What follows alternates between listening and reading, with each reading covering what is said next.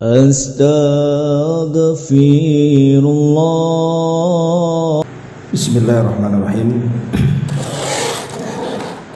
Assalamualaikum warahmatullahi wabarakatuh.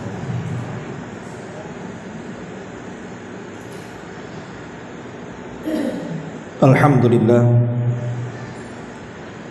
wassalatu wassalamu ala rasulillah wa ala alihi wa sahbihi wa mawalah wa la hawla wa la quwwata illa billahi wa ba'd.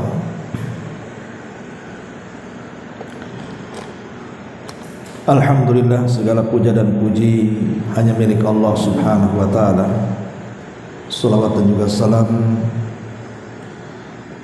kita hadiahkan kepada Rasul kita Nabi besar Muhammad sallallahu alaihi wa ala alihi wasallam. Kita lanjutkan kajian kita, masih membahas kitab Umdatul Ahkam, dan kita masih bicara tentang seputar wudu. Hadis Nabi sallallahu alaihi wasallam dari Abdullah bin Amr radhiyallahu anhuma, Nabi sallallahu alaihi wasallam bersabda, wailun lil aqabi minan nar. Celaka atau bagi dia neraka, wail bagi tumit-tumit di dalam neraka. Apa makna hadis ini? Nabi mendoakan kecelakaan bagi tumit-tumit kaki dengan neraka. Hadis ini tentu harus dibaca secara utuh. Ini kan penggalannya. Hadis ini ada asbab wurudnya. Ada sebab kenapa Nabi SAW mengatakan celaka bagi tumit-tumit di neraka. Ada dua riwayat. Pertama dari Abdullah bin Amr radhiyallahu anhu, dia mengatakan,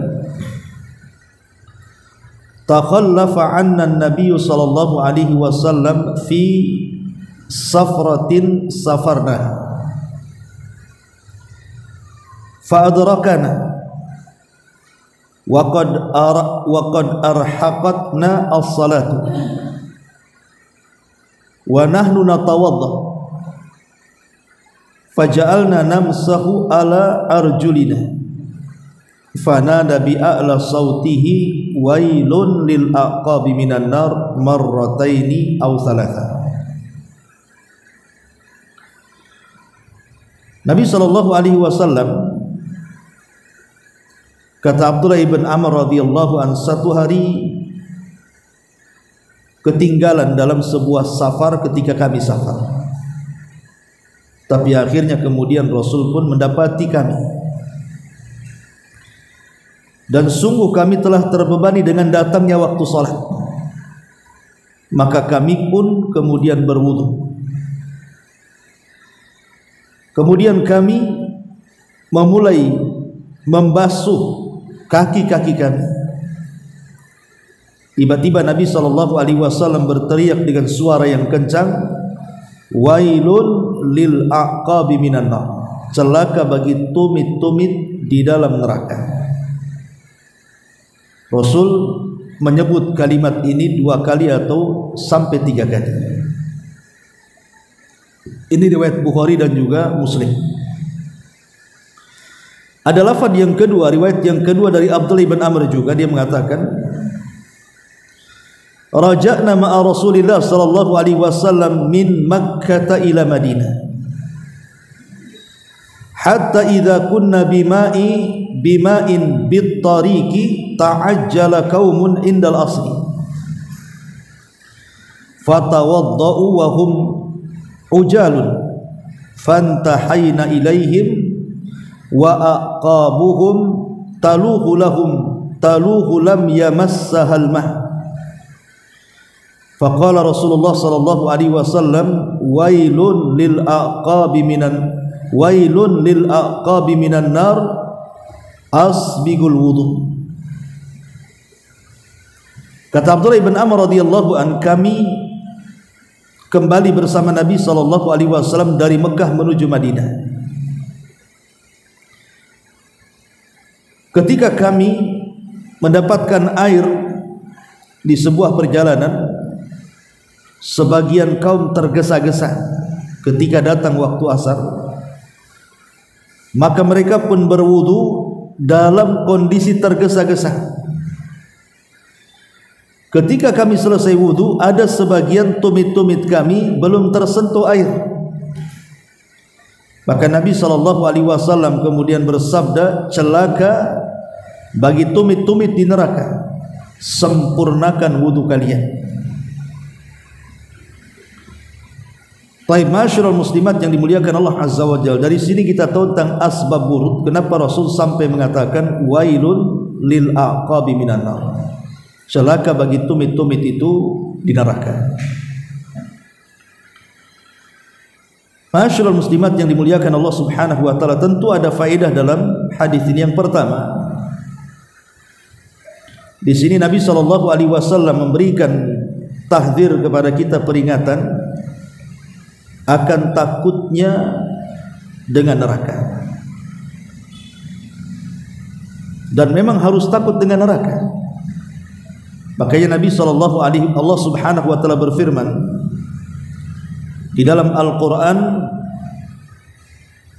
yang ditujukan kepada kita semuanya, bahwa di antara kewajiban kita yang diwajibkan Allah Subhanahu wa taala, salah satunya kita harus takut dengan neraka.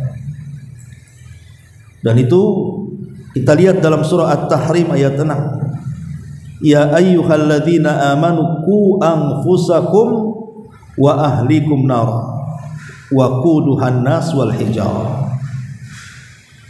Wahai orang-orang yang beriman, jagalah diri kalian dan keluarga kalian dari api neraka yang bahan bakarnya manusia dan juga bebatuan.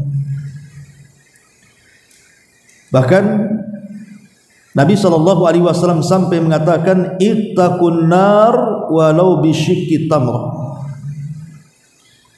faman lam yajid fa bi kalimatin thayyibatin, takutlah kalian terhadap neraka walaupun hanya bersedekah dengan separuh kurma, dan kalau tidak mendapatinya cukup dengan kalimat-kalimat santun. Lihat bagaimana Allah dan Rasulnya menekankan kepada kita suruh takut dengan neraka. Ya wajar kalau kita harus takut dengan neraka, bagaimana tidak, bahwa tidak ada azab yang lebih mengerikan dibandingkan neraka.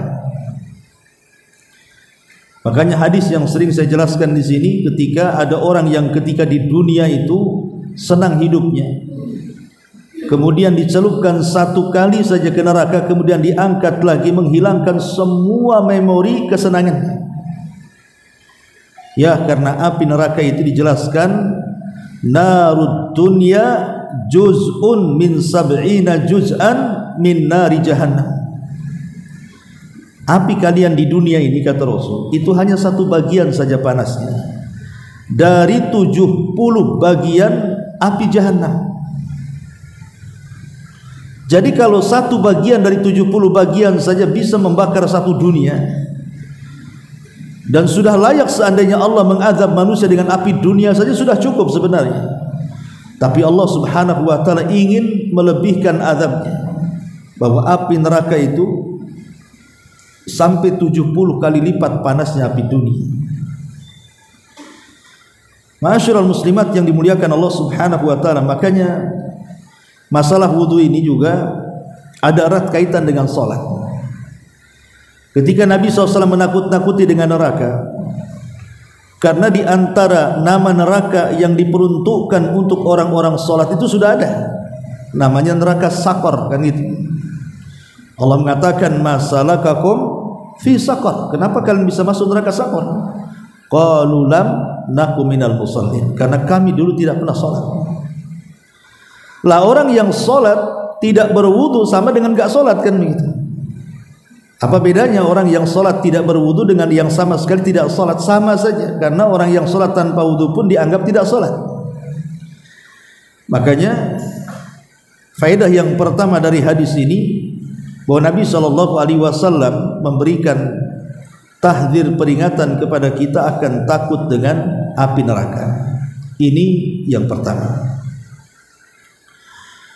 Kemudian faedah yang kedua dari hadis ini tentang syafaqatun Nabi SAW ala ashabihi. Bagaimana sayangnya Nabi SAW kepada umatnya, terutama kepada para sahabatnya. Di mana Nabi SAW kan dalam asbab wurud hadis ini Rasul telat dalam safar. Artinya Nabi SAW ingin membantu orang-orang lemah. Jadi ada orang-orang yang kuat suruh duluan. Kemudian Nabi SAW sampai kemudian telat datang, telat menyusul orang-orang yang safar, yang sudah duluan safar. Kenapa? Karena melihat di antara orang-orang yang tertinggal itu orang-orang lemah. Lah Nabi SAW menemani orang-orang lemah supaya tidak ketinggalan safar. Kemudian juga Nabi SAW betul-betul memperhatikan cara ibadah para sahabat. Sampai kepada tumit-tumit yang tidak tersentuh air saat wudhu saja Nabi SAW sangat open bahasa kitanya dan langsung menegurnya. Dan itu menunjukkan rasa sayangnya Nabi terhadap umatnya, wabil khusus para sahabat Nabi Sallallahu Alaihi Wasallam. Ini yang kedua. Yang ketiga, hirsus sahabati ridwanullah alaihim ala ada'is salati wa adamu ta'khiriha an waqtiha walau kanu fi halis safari wat ta'abi wan nasab. Bagaimana semangat para sahabat yang patut kita tiru. Bagaimana semangat para sahabat yang patut kita contoh. Apa itu? Di mana para sahabat tetap melaksanakan tepat waktu ketika datang masuk waktu salat, walaupun mereka sedang safar. Walaupun mereka sedang lelah safar, walaupun mereka sedang letih, tetap mereka kalau sudah datang waktu sholat langsung melaksanakan sholat. Dan ini qudwah yang baik dari para sahabat. Bagaimana perhatian mereka terhadap ibadah satu ini, ibadah sholat ini. Ya, karena mereka paham bahwa ibadah sholat itu penentu amalan. Kalau dia baik maka dianggap baik semuanya, kalau dia jelek maka dianggap jelek semuanya. Kata Rasul, faman saluhat salatuhu saluha sairu amalihi wa man fasadat salatuhu fasada sairu amalihi. Siapa yang baik salatnya dianggap baik semua amalnya, tapi kalau buruk salatnya maka dianggap buruk pula semua amalannya. Dan mereka paham bahwa amal yang pertama kali dihisab juga adalah salat. Dan mereka juga paham bahwa salat itu bisa mencegah perbuatan keji dan mungkar. Artinya salat itulah yang merubah karakter seseorang menjadi lebih baik lagi. Ini yang ketiga. Kemudian juga yang keempat, hirsun Nabi ala ta'limi ashabihi wa bayanil hukmi syar'i inda hajatihim ilaiha wa adamu sukutihi sallallahu alaihi wasallam anil khata'i in waqa'a min. Bagaimana semangatnya Nabi untuk mengajarkan para sahabat dan menjelaskan tentang hukum-hukum syar'i yang para sahabat hajatkan, yang para sahabat butuhkan, Rasul ajarkan kepada mereka. Dan Rasul tidak pernah diam kalau melihat kesalahan.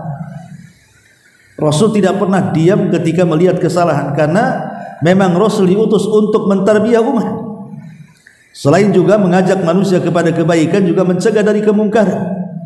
Selain daripada menghabar beritakan tentang kebaikan-kebaikan dan nikmat-nikmat surga, terkadang juga menakut-nakuti neraka. Begitulah cara Nabi SAW memberikan pendidikan kepada para sahabat, dan ini pun harus kita contoh. Khususnya minimalnya kepada keluarga lah, seorang ibu mengarahkan anak-anaknya. Kalau memang anaknya salah, tegur, jangan dibiarkan. Jangan membiarkan sesuatu yang mungkar dalam keluarga. Ini yang keempat. Yang kelima, dalam hadis ini juga ada faedah yang bagus sekali, di mana Imam Bukhari ketika membuat bab dalam sahihnya, ketika meletakkan hadis ini, beliau membuat bab seperti ini: babun man rafa'a sautahu bil ilmi. Bab tentang orang yang mengangkat suaranya dalam menyampaikan ilmu. Jadi boleh seperti saya di ceramah ini kan keras suaranya, maka kita boleh mengangkat suara ketika menyampaikan ilmu supaya kedengaran. Yang tidak boleh itu adalah teriak-teriak yang tidak ada manfaatnya.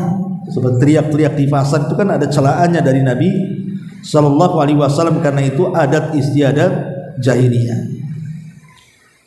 Dan Nabi SAW juga di beberapa waktu tertentu terkadang mengencangkan suaranya. Contohnya khutbah Jumat. Rasul kalau khutbah Jumat itu mukanya memerah, kemudian seolah-olah dia sedang marah dan suaranya lantang. Dan itu ciri khas khutbah Nabi Sallallahu Alaihi Wasallam. Ini yang kelima. Kemudian yang keenam, Nabi Sallallahu Alaihi Wasallam mengulang-ulang kata-kata wailul lil aqabi minan nar 2-3 kali, menunjukkan bahwa terkadang kita ini juga harus mengulang-ulang kata apabila kita mengajarkan sesuatu biar paham. Jadi terkadang Rasul mengulang-ulang kalimat itu karena dalam rangka tarbiyah, dan ini juga bagian daripada metode mengajar.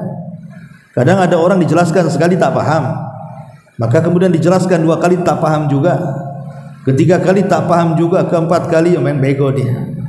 Artinya bahwa kalau memang orang tidak paham terus jelaskan, ya lama-lama kemudian juga insya Allah nanti lama-lama walaupun tidak paham 100% tapi minimalnya lambat laun juga memahami dengan mengulang-ulang kata-kata.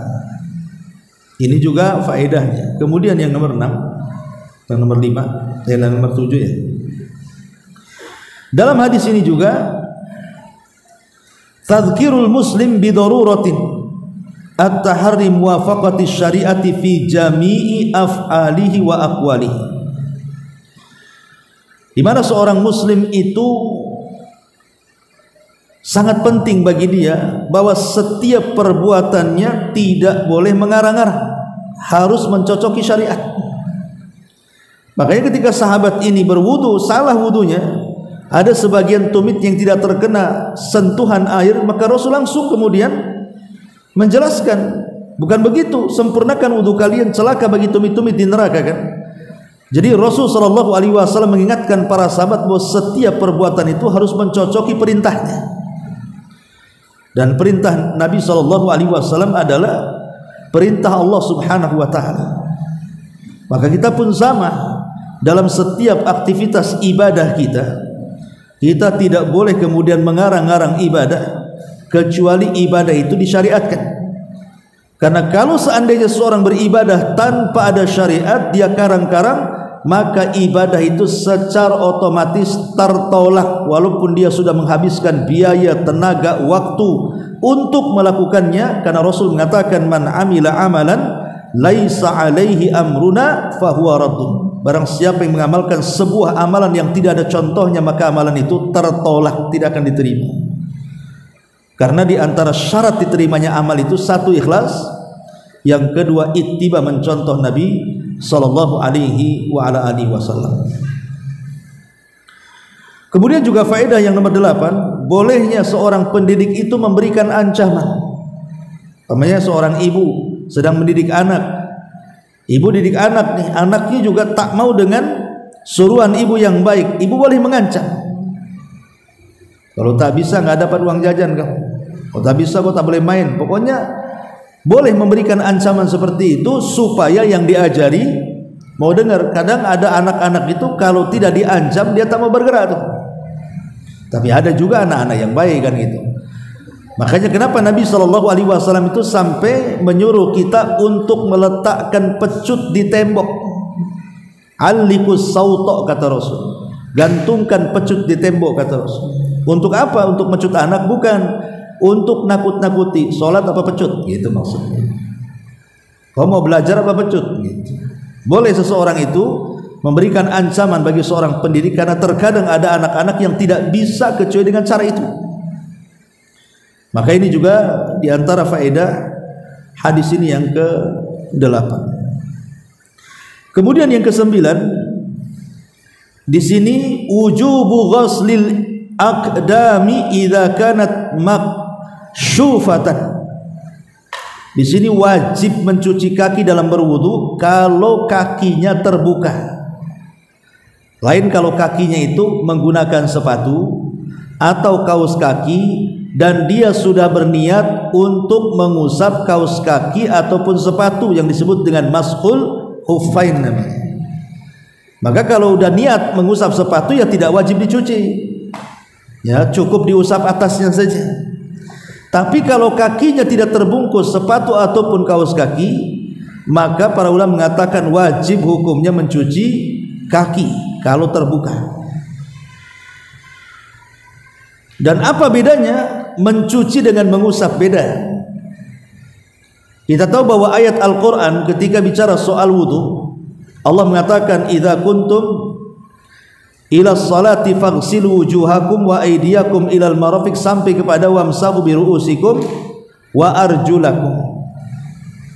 Di sini Allah Subhanahu wa taala tidak mengharokati wa arjulikum, tidak mengikut kepada wamsahu usap, tetapi dibaca fathah wa arjulakum karena mengikut kalimat sebelumnya faghsilu wujuhakum.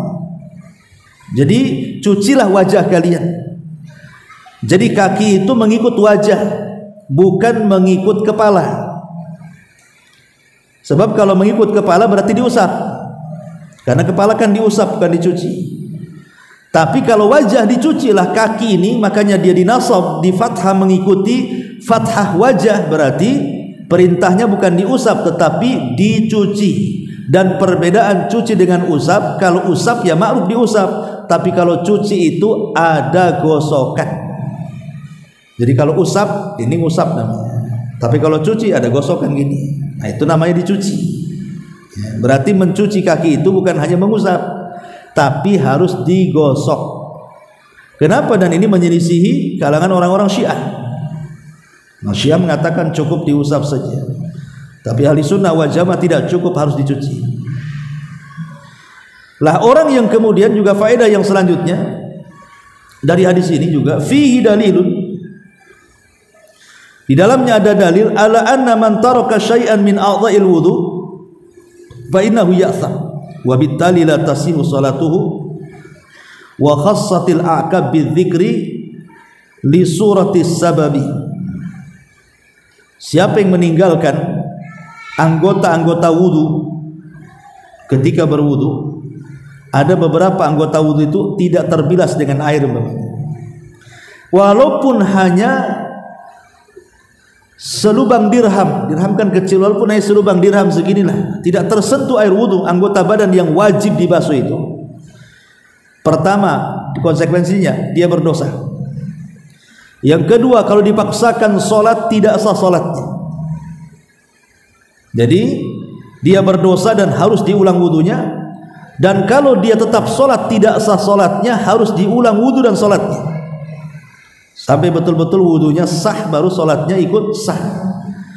Lah terutama bagian-bagian kaki, karena bagian kaki ini yang kadang-kadang terjadi kurang basuh, itu biasanya di wilayah kaki. Makanya kenapa kemudian di sini Nabi SAW mengatakan wailun lil aqab, celaka bagi tumit-tumit, dikhususkan kepada tumit, bukan berarti cuma tumit saja, tidak, ini hanya permisalan saja, karena kebetulan ketika para sahabat berwudu itu ada bagian tumit tidak terbasuh. Nah, itu pula yang menjadi Nabi mengatakan celaka bagi tumit-tumit di neraka. Tetapi ini kan hanya permisalan. Maka semua anggota badan wudu kalau tidak tersentuh air berarti tetap wailun bagi mereka, bagi mereka. Kemudian juga di dalam hadis ini juga fihi anna hadzal wa'id ala tarki ghaslil aqab la yumkin an yakuna ala amrin mustahab aw masnun bal ala tarkil wajib.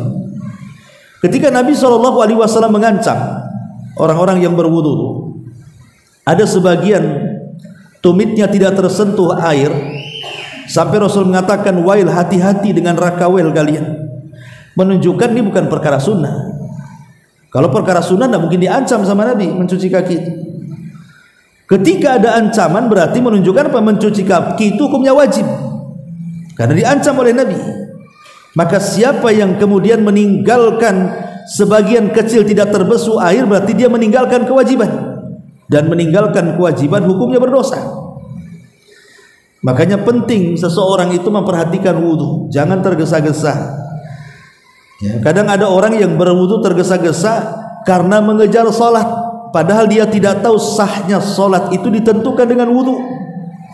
Jadi kalau wudunya sempurna, dan itu akan menyempurnakan salat, tapi kalau wudunya ada kekurangan pun akan mengurangi salat juga, karena wudu itu penentu masalahnya. Kemudian juga di antara faedahnya adalah kalimat wail. Ada yang mengatakan bahwa wail ini sebuah wadin fi jahannam, dia sebuah lembah yang terletak di dalam neraka jahannam, di mana lembah ini syadidul qa'ri wa natani wa zulmi. Kata para ulama, sangat dalam, sangat gelap, dan sangat busuk baunya. Itu disebut wail namanya. Jadi wail itu nama sebuah lembah di neraka jahannam, sangat dalam, yang kalau seandainya orang itu kemudian dijatuhkan dari sebuah tempat, dia akan sampai di lembah itu melewati 70 tahun perjalanan. Jadi 70 tahun perjalanan melayang-layang jasad itu ataupun batu atau apa ya yang dilemparkan ke lembah itu, baru sampai di dasar lembah itu setelah 70 tahun perjalanan. Ini makna yang pertama, bahwa wail itu adalah sebuah lembah di neraka jahanam. Ada juga yang mengatakan wail di situ adalah wa'id wa takhwif, dia hanya sekedar menakut-nakuti. Nabi ingin menakut-nakuti dengan kalimat wail, bahwa wail itu sebuah kehancuran dan kebinasaan. Rasul mendoakan kehancuran dan kebinasaan ketika menyebut kalimat wail itu. Ya sama saja, baik wail itu diartikan kebinasaan, kehancuran, neraka jahanam, sebuah lembah neraka jahanam, intinya bahwa wail itu kalimat yang menakutkan. Kalau disebut wail, maka ini kalimat yang menakutkan. Makanya di Quran itu selalu terulang-ulang kalimat wail. Wailun likulli humazatil lumazah, wailun likulli afakin athim, wailun lil mutaffifin, dan banyak lagi. Wailun likulli humazatil lumazah. Banyak dalam Quran itu kalimat wail. Lah di sini juga Nabi SAW mengatakan wailun lil aqabi minan nar. Kemudian juga faedah selanjutnya adalah dari hadis ini kita tahu bahwa ketika seseorang berwudu, maka berwudulah dalam kondisi terbaik, sempurna. Karena Nabi SAW mengatakan asbighil wudu alal makari, asbighil wudu alal makari, sempurnakan wudumu walaupun kau tidak suka berwudu. Umpamanya lagi demam, ataupun cuaca sangat dingin, ataupun menyentuh air itu kayaknya gimana gitu ya, lagi demam umpamanya. Kata Nabi SAW, sempurnakan tetap, walaupun cuaca dingin, airnya dingin, tetap harus menyempurnakan wudu sesuai dengan sunnah Nabi. Tidak boleh ada satu anggota badan pun tersisa kecuali terbasuh air.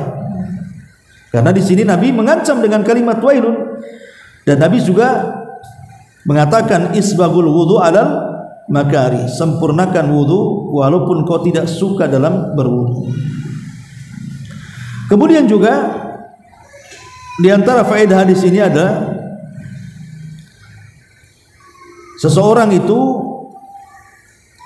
di sini man taraka syai'an, ataupun dalal hadis ala annahu la yujzi'u mashul qadamaini idza lam yakun 'alaiha jawraban, bahwa siapapun yang melakukan seperti yang dalam hadis tadi, ada anggota badan itu yang tidak tersentuh oleh air ya, ataupun mungkin kaki tersentuh oleh air tetapi hanya sekedar diusap saja, maka sebagian ulama mengatakan tidak sah.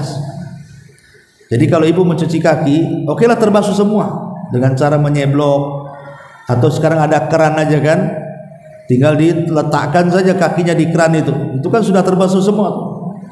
Tapi kalau tidak ada cucian, hanya sekedar usapan atau lebih parah lagi tidak diusap, hanya diseblok saja umpamanya kan, atau dicucurkan ke keran, maka menurut pendapat yang rajih tidak sah wudunya, kecuali khilafan ala Syiah, kecuali yang berpendapat sah itu adalah orang-orang Syiah, naudzubillah. Ma'asyiral muslimat yang dimuliakan Allah Subhanahu wa taala. Kemudian juga yang terakhir di sini, bahwa di antara sebab orang itu masuk neraka, adalah ketika dia tidak menyempurnakan wudu. Itu di antara sebab dari sebab-sebab orang masuk neraka ketika menyepelekan soal wudu. Ya, ada anggota-anggota wudu itu yang tidak tersentuh, padahal berat di sini ancamannya. Rasul mengatakan wailun lil aqabi minan nar, celakalah bagi tumit-tumit di dalam neraka. Ingat bahwa kalimat tumit itu bukan membatasi hanya tumit saja, tidak. Ini mimbabil misal, hanya contoh saja tumit. Ini bisa dikiaskan kepada semua anggota wudu kita, baik wajah, baik tangan, baik kepala gitu kan. Termasuk juga kaki. Kalau ada dari anggota-anggota badan wudu ini tidak tersentuh air, maka tidak sah wudunya. Kalau sudah tidak sah wudunya, berarti akan mempengaruhi sholatnya. Maka perhatikan wudu dengan baik, karena bagaimanapun itu penentu sah dan tidaknya sholat kita di hadapan Allah Subhanahu wa ta'ala. Inilah diantara faedah-faedah yang disebutkan oleh para ulama. Wallahu a'lam, saya kira cukup satu saja. Taib, sebelum saya tutup, kalau ada yang bertanya silakan.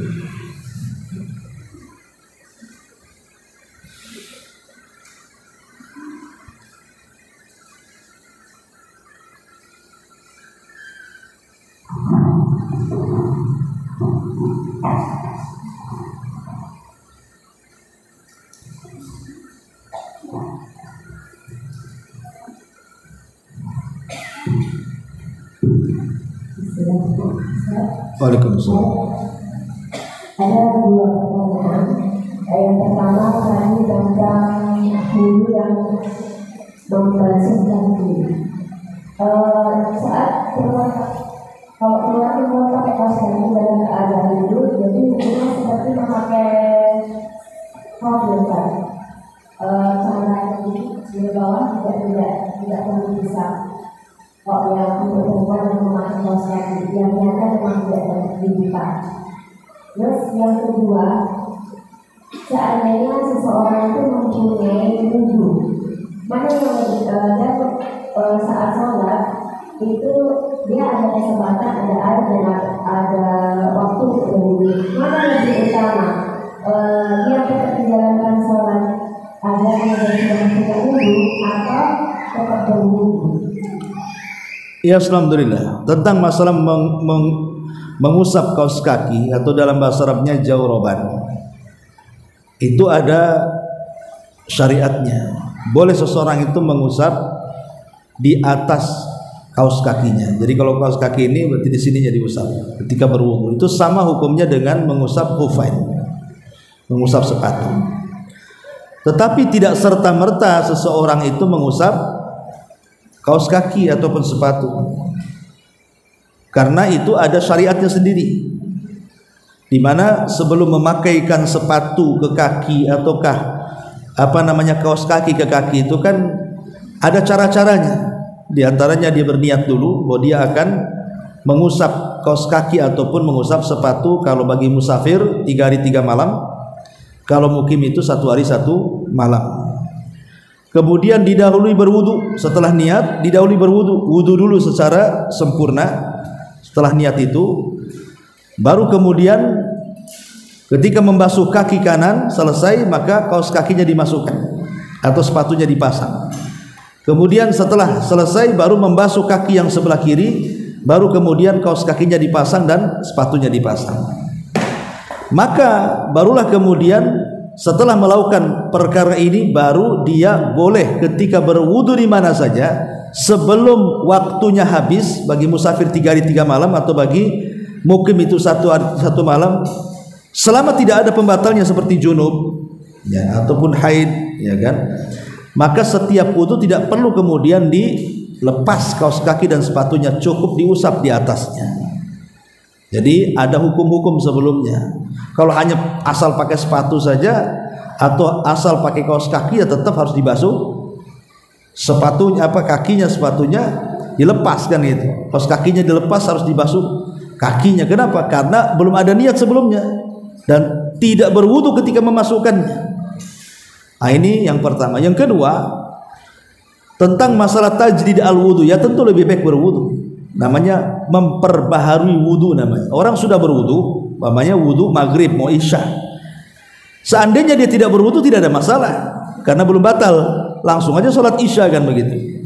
Tapi kalau memang tadi dikatakan ada waktu, kemudian dia bisa berwudu, maka berwudu lebih baik. Kenapa? Itu bagian daripada tajdidul wudu namanya. Memperbaharui wudu yang pertama, diperbaharui. Ya. Dan dapat pahala kan, wudu sendiri ibadah gitu kan. Tapi kalaupun tidak berwudu kan tidak ada masalah sebenarnya karena dia sudah punya wudu. Tapi kalau berwudu lagi disebut dalam ilmu fikih namanya tajdidul wudu namanya, memperbaharui wudu ya, dan berpahala hukum. Ya. Wallahu a'lam. Bagaimana seorang wanita atau orang laki-laki jika sedang melakukan junub, apakah perlu berulang lagi wudhunya? Paham? Apakah mandi junub itu juga membolehkan orang untuk sholat? Karena kan mandi junub itu menghilangkan hadas besar, berarti secara otomatis juga menghilangkan hadas kecil. Logikanya kan begitu. Kalau orang berwudu, dia hanya menghilangkan hadas kecil saja, tapi tidak menghilangkan hadas besar. Tapi kalau mandi junub itu kan logikanya dia sedang menghilangkan hadas besar. Ya hadas besar saja bisa hilang, apalagi hadas kecil, berarti terikut di situ. Lah, bagi yang berpendapat bahwa hadas besar ini apabila dihilangkan secara otomatis hadas kecil pun hilang, maka setelah mandi junub tidak perlu wudu lagi. Kecuali kalau dia mendatangkan pembatal-pembatal wudu. Habis mandi kentut, habis mandi kencing, habis mandi berak, itu ya wudu lagi kan gitu. Tapi kalau dari mandi junub sampai ke datang waktu sholat tidak mendatangkan pembatal-pembatal wudu, maka sudah dianggap sah menurut pendapat yang pertama. Sah saja. Kenapa? Karena tadi hadas besar saja bisa hilang, apalagi hadas kecil. Tapi ada sebagian ulama mengatakan dia harus berwudu lagi karena lain ibadah. Tapi pendapat yang kuat tidak perlu berwudu. Kenapa? Kan dalam mandi junub pun ada wudu juga untuk menghilangkan hadas kecilnya kan. Baru dilakukan setelah wudu mandi besar untuk menghilangkan hadas besarnya. Akhirnya setelah mandi junub berarti kan hilang kedua-duanya tuh. Hadas besarnya hilang, hadas kecilnya hilang. Berarti tidak perlu berwudu lagi. Tapi kalau mau berwudu ya ada masalah. Karena itu masuk pada tajdid al-wudu, memperbaharui wudu ya. Wallahu a'lam.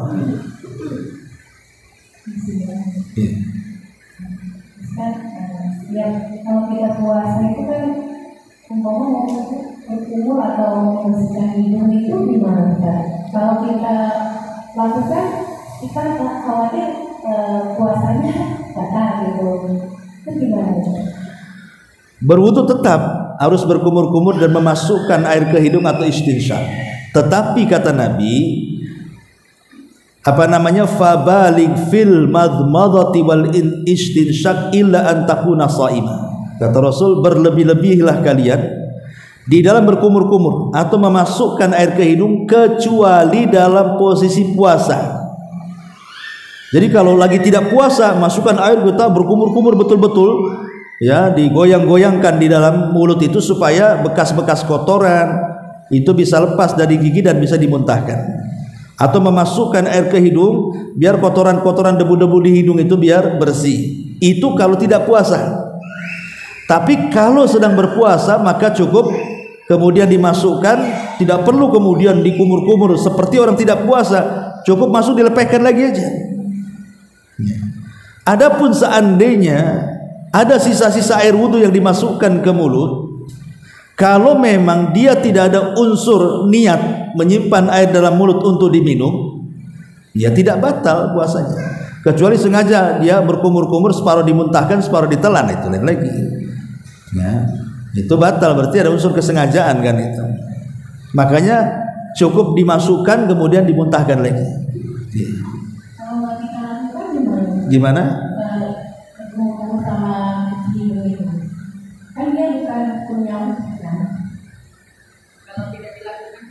Nggak boleh, dia bagian wajah, harus dilakukan. Jadi itu masuk pada firman Allah Subhanahu wa taala, faghsilu wujuhakum, cucilah wajah-wajah kalian. Dan kalimat cuci itu perintah, dan asal perintah itu wajib. Dan mulut ataupun hidung itu bagian daripada wajah. Makanya para ulama mengatakan hukum berkumur-kumur dan istinsyak ini hukumnya wajib, itu pendapat yang kuat. Ya, tetap berkumur-kumur dan masukkan air ke hidung walaupun sedang berpuasa, tapi jangan berlebih-lebihan. Ya, nanti besok ya, nanti mungkin minggu depan baru masuk pada hukum-hukum wudu. Nanti dijelaskan mana yang rukun, mana yang wajib, mana yang sunnah. Nah, itu nanti masuk pada hadis berikutnya, hadis Utsman bin Affan radhiyallahu anhu. Wallahu a'lam.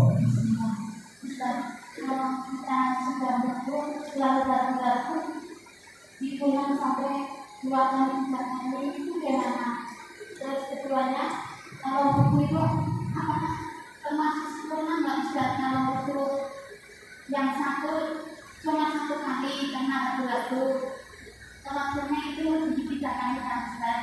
Terus yang bagian apalagi itu 2 kali, terus yang bagian lagi satu kali nggak sempurna, tidak kali semua Ustaz. Ini itu termasuk sempurna nggak Ustaz? Karena juga terpakai untuk 3 kali. Maksudnya bilangan wudu? Iya. Mencuci tangan 3 kali. Yang satu 2, dan yang satu. Oh.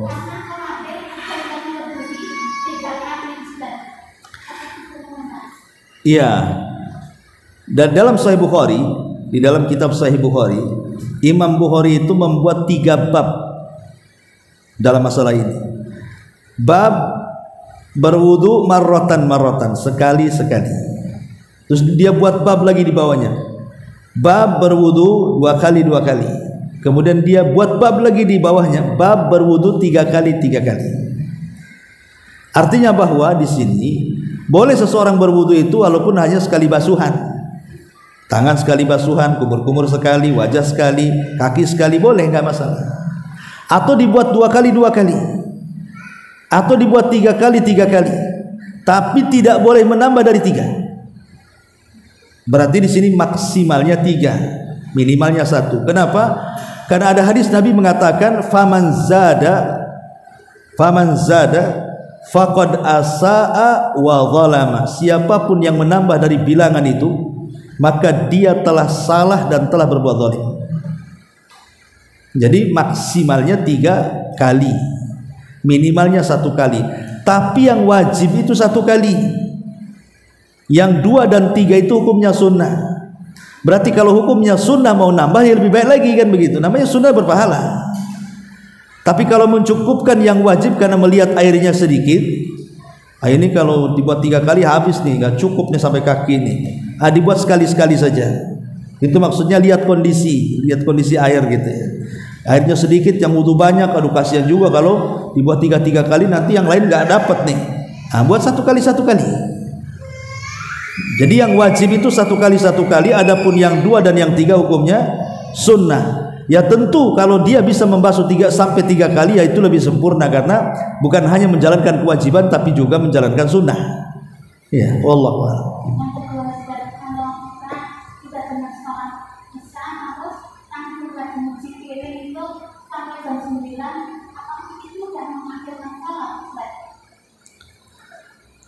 Maksudnya mengakhirkan waktu sholat sampai jam 9 sholat isya.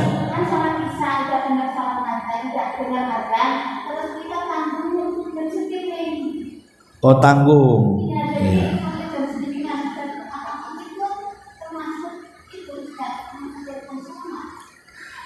Iya, ada dua sholat yang boleh diakhirkan. Pertama sholat duhur, itu boleh diakhirkan.